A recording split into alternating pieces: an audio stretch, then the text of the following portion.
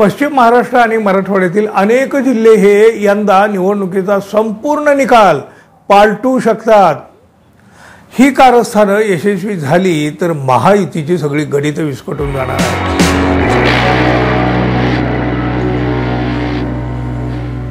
मित्रांनो नमस्कार। विधानसभा निवडणुकीत आता चांगलाच रंग भरलेला आहे। कोण कोणाचा आहे आणि कोण कोणाला पाडायसाठी प्रयत्न करीत आहे याचा कोणालाही अंदाज येत नाही। कारण जी परिस्थिती दिसते ना ती सगळी पाडापाडीची दिसते। निवडून येण्यापेक्षा पाडापाडी करण्यात, कारण विरोधी उमेदवारापेक्षा घरातलीच मंडळी घरातल्याचाच पराभव पाहण्यासाठी उत्सुक आहेत, आसुसलेले आहेत। अर्थातच हे महायुतीत हे चित्र आहे, हे जे पाडापाडीचं हे जे सगळं काही जे सुरू आहे हे सगळं महायुतीमध्ये अनेक ठिकाणी दिसत असून एकमेकांना पाडण्यात अधिक रस त्यांना दिसत आहे। ही कारस्थानं यशस्वी झाली तर महायुतीची सगळी गणित विस्कटून जाणार आहेत। आणि आता जर आलेल्या एका नव्या आणि विश्वसनीय सर्वेमुळे बरीचशी पटणारी माहिती समोर आली आहे। मित्रांनो लक्षात घ्या, सर्वे अनेक येतात, काही आडले जातात। अहो ज्याचा इतिहास चांगला नसलेल्या आणि कसलीही विश्वासार्हता नसलेला एक सर्वे आता नुकताच येऊन गेला बघा, आत्ताच त्याची चर्चाही झाली आणि खरं तर त्याला लोकांनी ठोकरलं जोरात। तसं पाहिलं तर तो सर्वे दिशाभूल करण्यासाठीच आणला होता असं देखील म्हणावं लागेल। पण लोक नाहीत ना हो फसले। कोण फसलं? हा सर्वेच फसला गेला। आता बघा त्यानंतर एक दुसरा सर्वे आलेला आहे आणि त्याची मोठी चर्चा होती आहे। महाराष्ट्र विधानसभा निवडणुकीसाठी मतदानाची तारीख जसजशी जवळ येत आहे ना तसं सर्वांचीच उत्सुकता ताणली जात आहे। कारण या निवडणुकीत नेमकं काय होणार याचा कोणालाही नेमका अंदाज लावता येत नाही। तसा अंदाज आलेला आहे लोकांना महाराष्ट्राला, पण नेमक्या अंदाजाच्या शोधात सगळेच आहेत। मात्र असं असलं तरीही आता काही सर्वे समोर येत आहेत। त्यापैकी एका सर्वेची सध्या मोठी चर्चा सुरू आहे। द महाराष्ट्र ॲनालिटिका या संस्थेने केलेल्या सर्वेमधून महाराष्ट्रातील 10 महत्त्वाच्या जिल्ह्यातील सर्वे समोर आलेले आहेत, ज्यामध्ये या जिल्ह्यामध्ये कोणत्या आघाडीला किती मतं मिळतील त्याचा थेट अंदाज व्यक्त करण्यात आलेला आहे। जमिनीवरील परिस्थिती पाहता हा अंदाज वास्तवाच्या अगदी जवळ असल्याचं दिसून येत आहे। आपण जेव्हा समाजामध्ये फिरतो वावरतो आपल्याला कळत असतं कल कुठला आहे। पश्चिम महाराष्ट्र आणि मराठवाड्यातील अनेक जिल्हे हे यंदा निवडणुकीचा संपूर्ण निकाल पालटू शकतात। त्यामुळं या विभागामधील महत्त्वाच्या जिल्ह्यामध्ये जो सर्वे करण्यात आलेला आहे ना तो जाणून घेणं तुमच्यासाठी माझ्यासाठी आवश्यक आहे। बघा आता हे जे 10 जिल्हे आहेत ना ते राज्याच्या सत्तेची सगळी समीकरणं बदलून टाकणारी ठरू शकतात। या 10 जिल्ह्यातली नेमकी गणितं कशी आहेत हे आता आपण पाहूया। बघा कोल्हापूर जिल्ह्यामध्ये एकूण 10 जागा आहेत। त्यापैकी केवळ 2 जागा या महायुतीला आणि महाविकास आघाडीला तब्बल 7 आणि इतरांना 1 जागा मिळेल असा अंदाज या सर्वेत व्यक्त केलेला आहे। सोलापूर जिल्ह्यातलं विशेष आहे बघा, सोलापूर जिल्ह्यातले आकडे आता महायुतीला ताप आणणारे आहेत।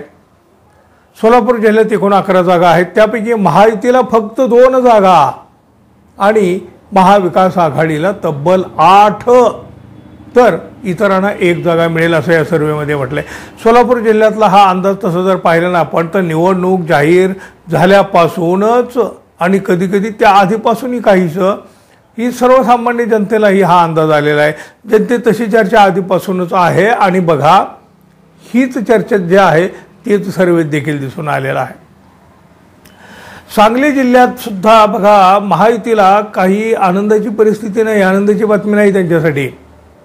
सांगली जिल्ह्यात एकूण 8 जागा आहेत। त्यापैकी 2 जागा महायुतीला आणि महाविकास आघाडीला 6 जागा जिंकण्याचा अंदाज या सर्वेमध्ये आला आहे। पुण्यात तर बघा पंतप्रधान नरेंद्र मोदी यांची सभा आता झाली आहे। महायुतीला इथं मोठी आशा सुद्धा आहे, पण प्रत्यक्षात मात्र त्यांच्या पदरी निराशा येताना दिसत आहे। म्हणजे या सर्वेत तरी पश्चिम महाराष्ट्रामध्ये सर्वाधिक जागा या पुणे जिल्ह्यातल्या। अहो तब्बल 21 जागा या पुणे जिल्ह्यामध्ये आहेत। त्यापैकी महायुतीला फक्त 7 आणि महाविकास आघाडीला 14 जागा मिळतील असं या सर्वेत म्हटलेलं आहे।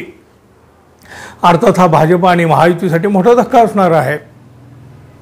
तिकडे धाराशिव जिल्ह्यात तर महायुतीला कसला थाराच नाही हो। या सर्वेनुसार पाहिलं तर धाराशिव म्हणजे पूर्वीचं उस्मानाबाद जिल्ह्यातल्या एकूण 4 जागांपैकी 4च्या 4ही जागा महाविकास आघाडीला मिळतील असा अंदाज या सर्वेमधून समोर आलेला आहे। त्यामुळं इथं महायुतीला मोठा धक्का बसण्याची शक्यता आहे आणि जवळपास ते स्पष्टही झालेलं आहे। आणि प्रत्यक्षात जर त्या परिसराची परिस्थिती पाहिली तर चित्रही तसंच दिसत आहे। अहिल्यानगर इथं सुद्धा महायुतीला फार मोठी आशा आहे, पण या सर्वेनुसार त्यांच्या पत्रात निराशाच दिसत आहे। आता बघा, या जिल्ह्यामध्ये एकूण 12 जागा आहेत, त्यापैकी 3 जागा या महायुतीला तर महाविकास आघाडीला 9 जागा मिळण्याची शक्यता व्यक्त करण्यात आलेली आहे। फक्त बघा, सातारा जिल्ह्यात मात्र महायुतीला काहीसे समाधान मिळण्याची शक्यता आहे। सातारा जिल्ह्यातल्या एकूण 8 जागांपैकी महायुतीला 5 आणि महाविकास आघाडीला 3 जागा मिळतील असं या सर्वेत म्हटलं आहे। एकमेव सातारा जिल्हा आहे जो महायुतीच्या बाजूला जातोय। अहो, राज्यात सगळ्यात चर्चेत राहिलेला आहे तो बीड जिल्हा। आता या राज्याचं लक्ष देखील या बीड जिल्ह्यावर आहे। मराठा आंदोलनामुळे बीड जिल्ह्यातील राजकारण आधीच तापलेलं आहे। इथल्या 6 जागांपैकी महायुतीला केवळ 2 जागा आणि महाविकास आघाडीला 4 जागा मिळताना दिसत आहेत। पण मित्रांनो, बीडप्रमाणे जालना जिल्हा देखील मराठा आरक्षणाचं केंद्रबिंदू बनलेला आहे। त्यामुळे त्याचा सर्वाधिक फटका हा या जिल्ह्यात महायुतीला बसू शकतो, कारण इथं एकही जागा महायुतीला जिंकता येणार नाही असं द महाराष्ट्र ॲनालिटिका यांच्या सर्वेमध्ये म्हटलेलं आहे। इथल्या सगळ्याच्या सगळ्या म्हणजे 5 जागा या महाविकास आघाडीला मिळण्याची शक्यता आहे। लातूर जिल्ह्यात मात्र एकतर्फी आकडे आलेले नाहीत बघा, म्हणजे महायुती नाही ना महाविकास आघाडीला नाही। लातूर जिल्ह्यामध्ये दोन्ही आघाड्यांना समसमान जागा असा हा अंदाज या सर्वेमध्ये व्यक्त केलेला आहे। आता बघा, इथं एकूण 6 जागा आहेत, यापैकी प्रत्येकी 3-3 म्हणजे महायुतीला 3 आणि महाविकास आघाडीला 3 असं म्हणजे सगळं इथं बरोबरीचं गणित दिसत आहे। आता बघा, पश्चिम महाराष्ट्रात 70 पैकी तब्बल 48 जागा या महाविकास आघाडी आणि केवळ 20 जागा या महायुतीला मिळतील असा अंदाज याच सर्वेमध्ये व्यक्त करण्यात आलेला आहे। अर्थात हे आकडे ऐकून महायुतीला आकडी आल्याशिवाय राहिली नसेल। त्यामुळं सत्य दडपण्यासाठी, दिशाभूल करण्यासाठी एखादा लबाड सर्वे पुढच्या 2-4 दिवसात आणला जाऊ शकतो। सावध रहा मित्रांनो। हा जो सर्वे आहे आणि महाविकास आघाडीला अधिक जागा मिळत असल्याचं सांगत आहे, तो कितपत सत्य आणि वास्तवाच्या जवळ जाऊ शकतो असं तुम्हाला वाटतं? तुमचीही मतं जरूर मांडा, ती खूप महत्त्वाची आहेत, कारण तुम्हीही मतदार आहात। आणि हो, आपण आपल्या चॅनलवर जर नवीन असाल किंवा अजून आपले चॅनल आपण सबस्क्राईब केलं नसेल तर कृपया सबस्क्राईब करावं ही अपेक्षा आहे। धन्यवाद, पुन्हा भेटू, तोपर्यंत नमस्कार।